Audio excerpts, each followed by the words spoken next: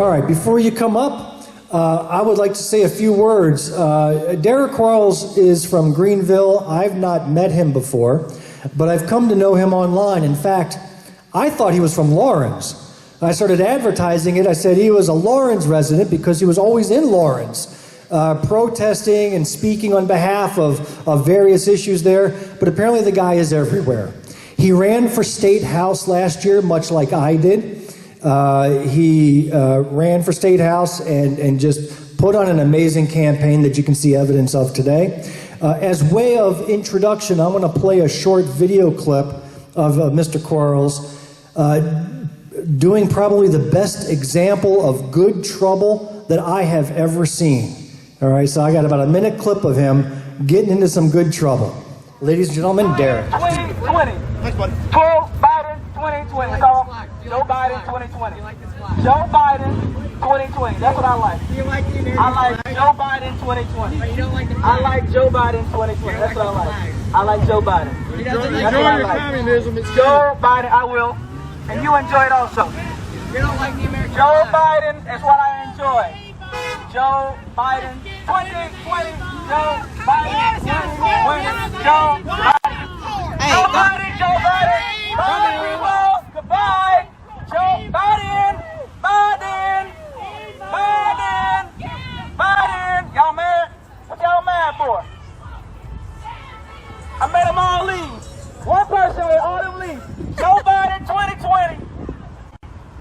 Go back. I want to hear it. Bye. Bye then. Have a nice day. Bye then. That's right. Ladies and gentlemen, please welcome up Derrick Quarles.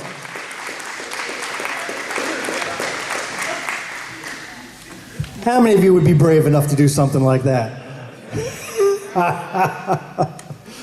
Good to see you, man. Thank you. Make sure you're right into that mic. All right. Good morning. I had no idea he's going to play that video. I'm Derrick Quarles, and just a little bit about that video. So that was back in right after the election when Joe Biden won, and I was just getting back from Atlanta, and someone called me and said that there were a group of Republicans protesting outside the mall in Greenville, and I just happened to be riding by the mall in Greenville, and I keep a bullhorn in my trunk, and so I was like, let me just go and have a party. And so they had all these Trump signs, they were saying that the election was stolen and all that jazz. And there might have been about 50 people out there when I initially got there. And it was just me and a bullhorn, and I made them all leave. And so, yeah, that was a fun time. The lady right here beside me, the lady right here yelled at me. She called me an N-word as she was walking away, you know, but I'm used to it. All right, so good morning again. I want to say thank you to Bill for reaching out to me a few weeks ago and inviting me to speak. Bill, as you all know, is a very stand-up individual, offering himself as a candidate for the House of Representatives here in Greenwood, also being the leader of this party. Thank you, Bill, for the work you do, for the work that you continue to do. Let's give Bill a round of applause. And I also would be remiss if I did not pay homage to a leader in this community, someone that you all know and have known for a very long time, who I also have known since I was a little kid. He was the first black mayor in the city of Greenwood, the first black senator from District 10 in Greenwood. So let's give Senator Nicholson a round of applause. He's still doing the work. I asked him when I got here, is he fully retired? And he said he's fully retired, but then he said he's volunteering at the Boys and Girls Club and he's doing this and doing that. So he's not fully retired. He's still doing the work. So thank you, Senator Nicholson. I worked at the State House and saw him actually on the Senate floor doing the work, advocating for people, not just in Greenwood, but all around the state of South Carolina. So let's give him a round of applause one more time. And then lastly, let's just give yourself a round of applause for being here this morning. All of you are advocates. You all could be anywhere this morning. I would much rather have been in the bed because I've been in Atlanta all week working, and I just got back late last night. And so I wanted to stay in the bed this morning. I kept pressing the snooze alarm. That's why I got here about 10 minutes late. But so glad to be here this morning with all of you. Again, my name is Derrick Quarles, and I'm an advocate. I'm an activist. I'm an educator. I'm a former candidate for the South Carolina House of Representatives.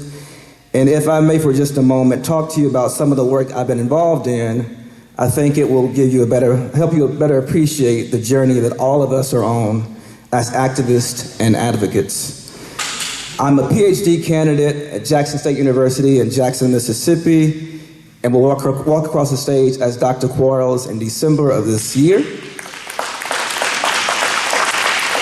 It's been a long journey. My PhD is in urban higher education administration, which covers a myriad of areas of study to include K-12 education as well as college and beyond. And I share this because I want you to know why I am such a champion for quality public education. I mentioned that I ran to be a state representative in Greenville, and while I unfortunately did not win on election night, I met so many incredible people like yourselves, and I'm even more determined to advocate for the people of South Carolina. My race was crowded with 7 people initially, and I went into a runoff with a person who is a preacher and actually got into the race. He was the very last person to get into the race, and he actually got into the race on filing day, and it came out of nowhere. It was just like, where did you come from? Because we never see you in the community. But anyways, and so the preacher got in the race, and I keep it real. I don't care what your title is or what your background is. If you don't do the work, I don't think you deserve to have to be speaking for people that you don't even represent. But not speaking ill of the person elected, because obviously they are our representative. But I want to share that my race was crowded with 7 people, and it was really 6 against 1, because all of the other candidates were older than I am. 2 of them told me that because I was so young, I shouldn't be running. I should run for a local seat, like county council, city council first, and then work my way up to the state level. And they were trying to get me to take jobs with the city, and they just tried all of these backhanded deals, and I turned them all down because I've been doing this work for a very long time, since I was a high schooler. And I know what the people need because I am the people, and I'm with the people every single day. And so I went into a runoff, and on election night, I got a phone call at 11:07 from the Greenville News. And they congratulated me first, and I was really excited about going into the runoff. Not really, because I didn't want to do any more work, but I was excited that I made it to the runoff. And so the reporter says to me, she says, "What do you want to say about your pending charge?" And I say, "Pending charge?" And I don't know what she's talking about, so I just kind of blew it off as if she was just I don't know what she's talking about. And so the next morning I wake up, and my phone is blowing up with people calling me saying that I have a pending charge in Greenville County, and that that the police have a warrant for me, and all of this and all of that. And I didn't know what any of it was about. And so I called the sheriff, and he told me that he didn't have a warrant for me, which I knew he didn't, but I wanted to make sure. I called the chief, same thing, no warrant. I called the solicitor's office, no pending charge. And so I presented all of this and I was getting calls from the Democratic Party. Trav was calling me. I was getting calls from our local Democratic Party, calls from former candidates. It was a really, really big deal. And I couldn't believe that the media would put on their news networks, all of them, that I had a pending charge without doing the due diligence and finding out that it was just a bunch of crap.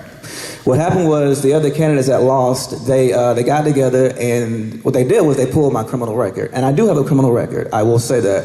That's been expunged when I was younger. I think all of us make mistakes, and I'm not ashamed of my mistakes. But what they did was they took it. I was 16 years old. I stole a car at 16. And instead of them saying that I was 16, they just said I stole a car. They didn't tell them how old I was. And so the news took it and thought that I stole a car, and that I was running from the police, basically. And so I ended up having to go to court. I was sued twice during the runoff. I was sued by 2 of the former candidates. I had to go to Columbia to court.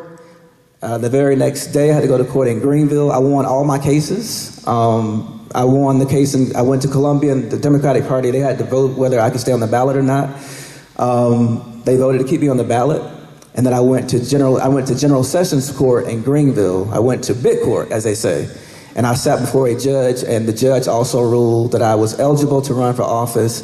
And he even told me that if they brought it back up again, that I had the right to sue them. And so it was a really big mess. But as you can imagine, if you're running in a runoff and you have 2 weeks to run, and also trying to prepare for court, like you can't do both. It's just impossible to do both. And so I spent my final 2 weeks of my campaign preparing for court. I had to hire 4 attorneys out of state because there were really no attorneys in South Carolina that I could find and I looked high and low, who knew election law. And so I had to bring in attorneys from Atlanta to come in and represent me. And again, fortunately, we were successful, but it just took all my energy out of me. And it was really sad because it was coming from people who are Democrats, trying to tear down a young person who's a Democrat. And so, and even with all of that, I still lost the runoff by 28 votes. So it was a very close election, even like with all of that going on. And so I haven't decided whether I'm going to run again, whether I'm going to run or not again. It's up in the air. But I do want to say that my campaign was a campaign of integrity. We raised more money than all of the other candidates combined. I had a full campaign team of 9 people. We were diverse in color, religion, sexual orientation, age. My youngest person was a freshman in college, and my oldest was a 62-year-old retired grandmother. And so we were just like, we were rocking and rolling. We were hitting churches, we were knocking on doors. We were doing a lot of the work, making sure that people's voices were heard and represented. And we're still doing that work. I mean, without a title, I've been doing it before I ran for office. I'm going to continue doing the work because, again, people need advocates. And my campaign was one on public safety and criminal justice reform, quality public education, common sense gun reform, access to health care, good high-paying jobs, and affordable housing. And to hone in on the healthcare piece, there are over 515,000 people in South Carolina who do not have health insurance. And our governor would rather people be sick and die than expand Medicaid so that people who can't afford health insurance could have access to health insurance and have a healthier, a more equitable chance at life. You heard Bill say earlier that the governor in North Carolina mentioned last week that they were able to expand Medicaid in North Carolina.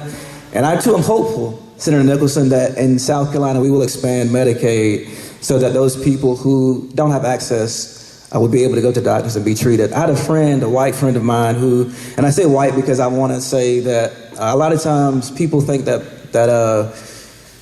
white is right. And again, I speak truth to power, and I hope I don't offend anybody, but if I do, I apologize. But I had a friend who's white, and they were poor. And his mom got sick one night, had a headache, and went to the hospital in Greenville. And she was complaining about chest pains, she had a headache, and she didn't have health insurance. And so they sent her home with a Tylenol, and she died 3 hours later from an aneurysm. And I share that story because it speaks to the heart of the people of South Carolina when you don't expand Medicaid so that people can go to the hospital and be seen and treated. But even if you have Medicaid, they still treat you differently. I want you to know that. They ask you when you go to the hospital, do you have health insurance? And if you say I got Medicaid, it's gonna be a whole different set. And I know this because I've seen it with my own 2 eyes. But at least if they have Medicaid, they will at least have an opportunity to be seen and treated as opposed to not being seen and treated. I want to say that Bill mentioned also that he saw me doing a lot of work in Lawrence. And y'all saw that there are 2 school board races coming up here in Hodges and 96. Well, and Marshalls. Well, Lawrence also has a special election coming up in a few weeks. One of their board members is resigning to take a job in Columbia. But I've been in Lawrence for the last couple of months because the board chairman of the Lawrence School District, have y'all heard of Moms for Liberty? Oh, yeah. Okay, oh yeah. All right. So Moms for Liberty is all over the country. They started in Florida. Moms for Liberty is a group of mothers who say that they are pro-everything regarding their child's education. They want to they want to have a say-so with regard to their child's education, but they're anti-everything good for kids. And so what I mean by that is it's a right-wing group. They're supposed to be a nonpartisan group, but they are more political than than this meeting here tonight, this morning. It was started by Republicans in the state of Florida and it's expanded around the country rapidly. They have a chapter that was started in July of last year in Lawrence County by a state representative and his wife. And so they have been intentional about trying to remove this black superintendent who has been in Lawrence County all her life. She's born and raised in Lawrence County, school teacher, principal, worked at the district level, and now a superintendent, and has done a phenomenal job of increasing test scores. Y'all know that during COVID, test scores around the country went down because kids were learning from home and teachers are trying to adjust to technology and trying to figure out how we're gonna teach our kids and they're at home. And so test scores all around the country were declining, but in Lawrence County, test scores went up. And what the school board chairman was telling the other board members is that the test scores were low, and the scores are low. I mean, they're low everywhere. But she didn't tell them that the test scores had increased during COVID. And shame on the other school board members for not even doing the research themselves to know if that was true or not. They just took her at her word. And initially, they were pretty much all on board with having her removed as superintendent. So I started going to these meetings, I started calling them individually, I started emailing them and just talking, getting in their ears and trying to get them to understand the truth about what was happening. And they had no idea that Moms for Liberty was in Lawrence County, which I don't know how they didn't know that. They had no idea that their board chairperson was a member of the Moms for Liberty group, which I don't know how they didn't know that. But I put all of that in their ears and I gave them the evidence that they needed to see that she was part of Moms for Liberty. I educated them on what Moms for Liberty was, and I gave them time to go back and research Moms for Liberty. And they've all since changed their mind. All except for one has changed their mind about firing the superintendent. And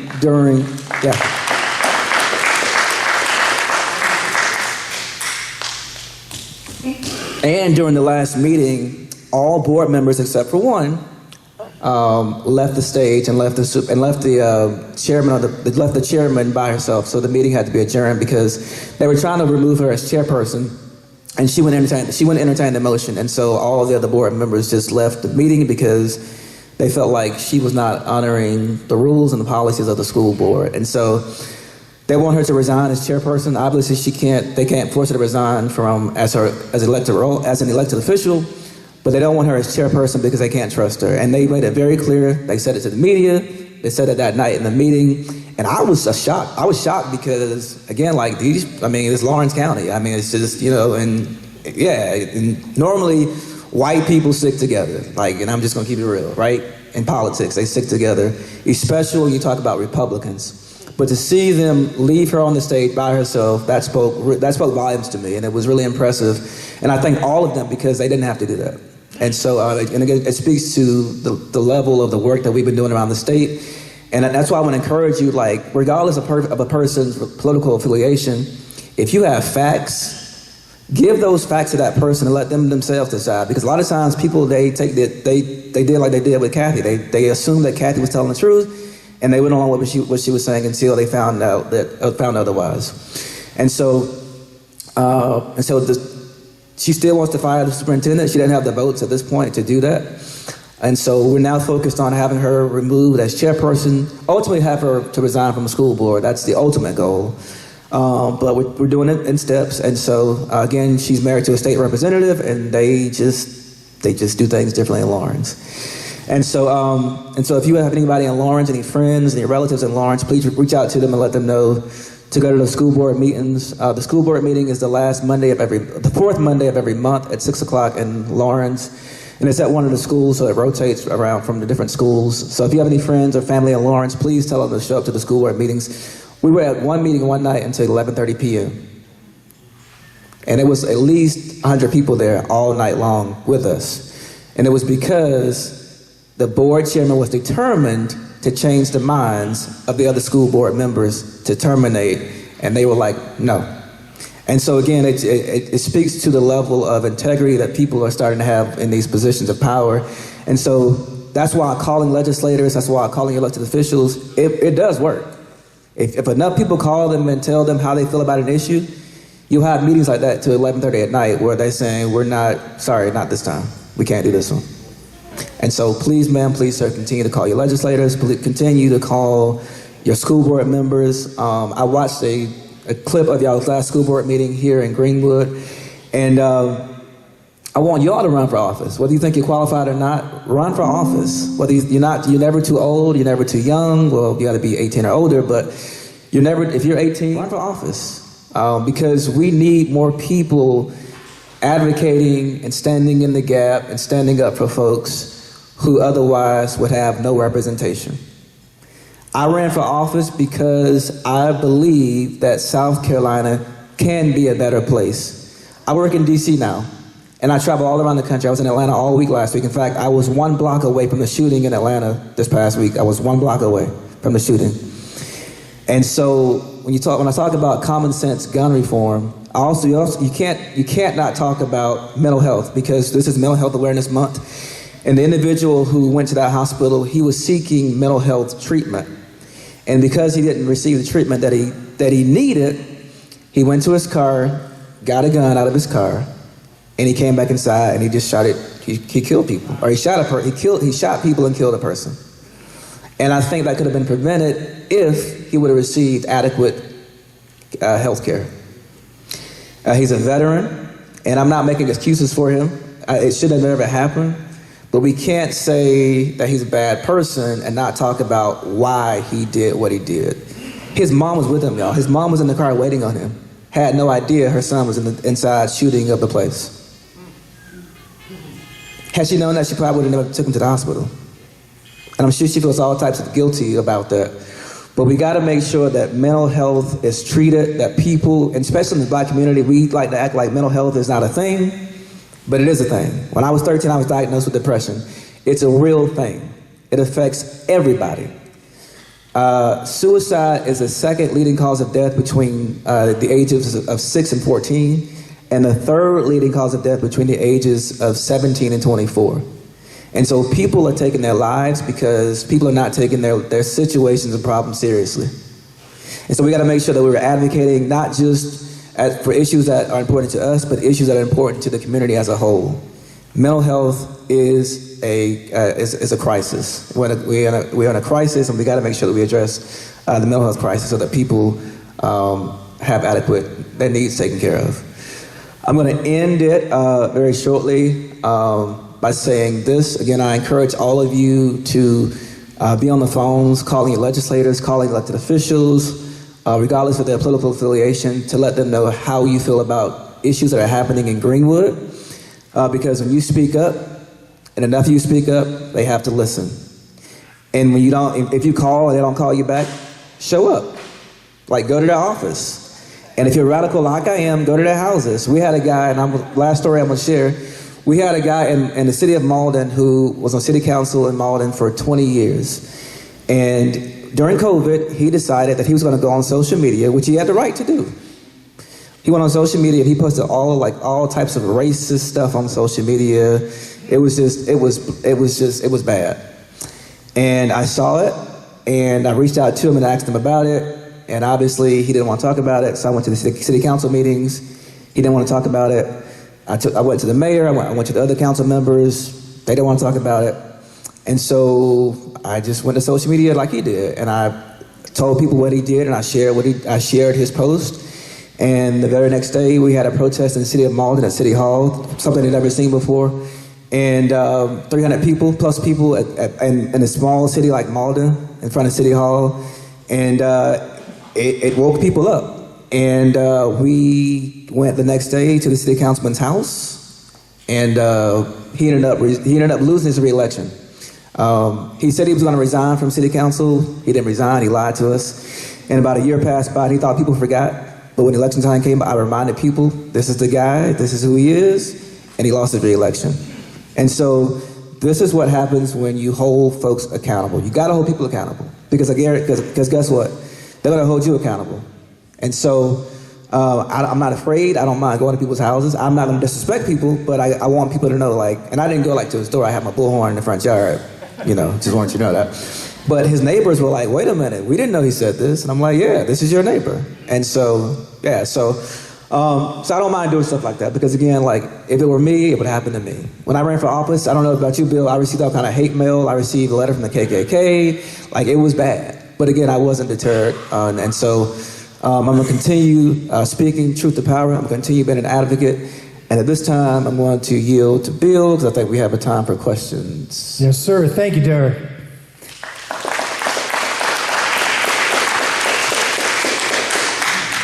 You shouted out his name at the beginning, and now he has a question for you. Sure. Hold on there, Senator. Not really a question, but I just want to tell you, if you don't know Derrick, Derrick is a true individual.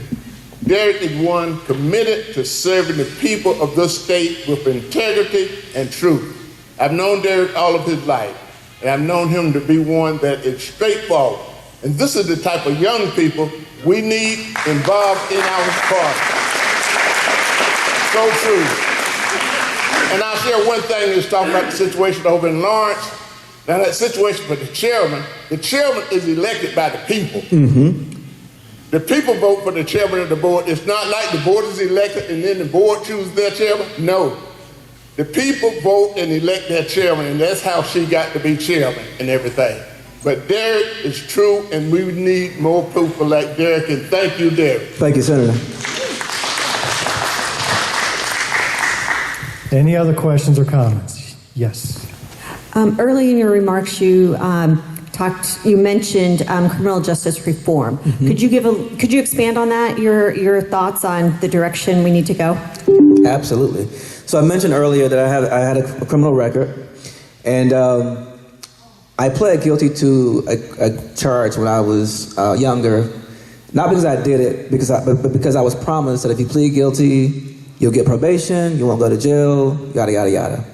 And because I didn't have an attorney when I was younger, I didn't have knowledge about the criminal justice system, I pled guilty to a charge that I didn't commit. And it followed me for a very long time. And I think about so many people who do the same thing. They plead guilty just to get it behind them, because if you go to trial, you may go to prison, you may not. But if you have a guaranteed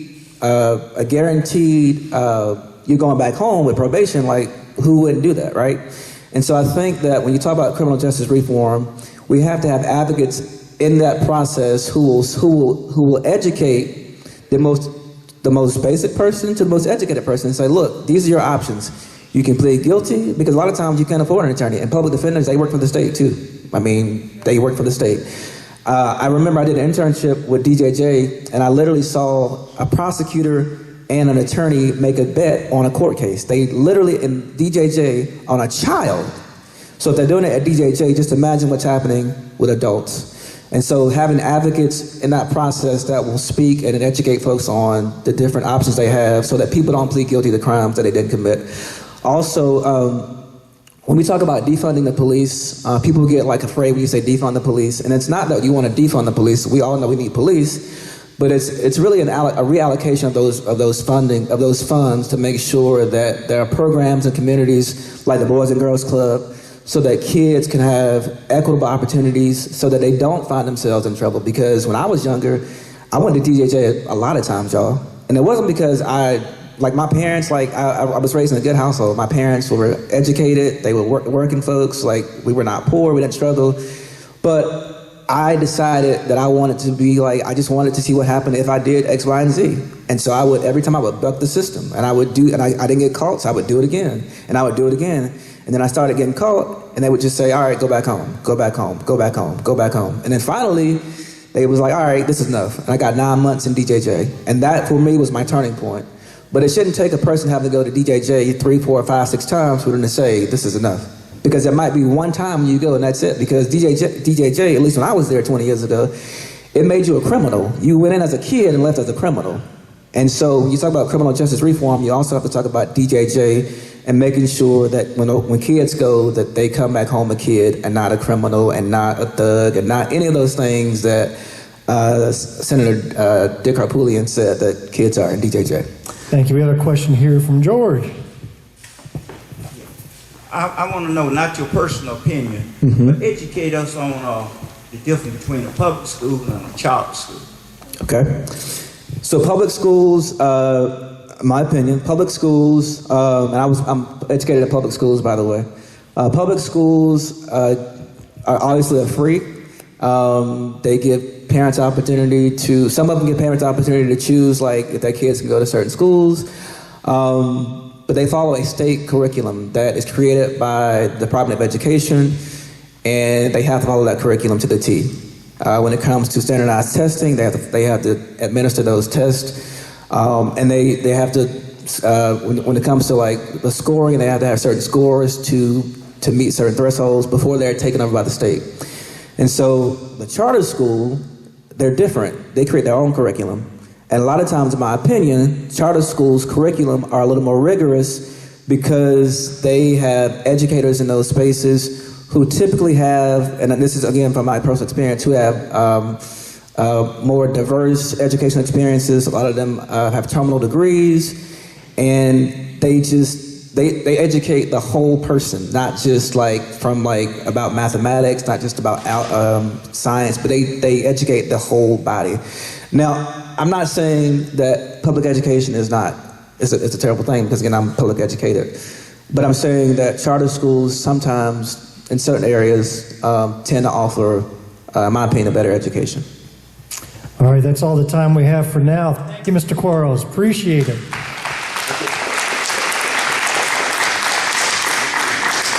Oh, but I want to say one thing. Go ahead. However, I do not agree with the state sending money to charter schools or private schools. I think that public funds should be used for public schools and not for charter schools and not for private schools. Yes. Thank you again, Derrick. I appreciate you coming down. Appreciate you waking up on a Saturday morning, your own free time. It was certainly very educational. I thank you especially for your honesty and your candidness. Not just your candidacy, but your candidness. Everything you talked about regarding your history is right there on your website for all to see. He embraces who he is, and you know what? I would rather have a reformed individual run for office than have elected officials who commit crimes while they're in office. You know, we've seen it with the former president. We see it in the Supreme Court. And we've just lost integrity because people who get in office and stay in office too long feel they are above the law. And I'd rather have somebody who came up through the law and got to see it from the inside and just look at what a wonderful individual he's become. I also want to thank, he's in the restroom with this kid right now, but I want to thank Ricardo Searles for suggesting I reach out to you. Do you know Ricardo? Okay, he reached out to me. He says, you need to contact Derrick. And I had put out the word saying, you know, any of you, reach out to me if you have ideas for speakers, if you know somebody, if you have a connection. Maybe Ricardo just saw you online and says, you've got to get this man. And I said, okay, I did, and we were all better for it. So everybody, please keep your eyes and ears open. Reach out to me if you have any ideas for future speakers. So thank you for that.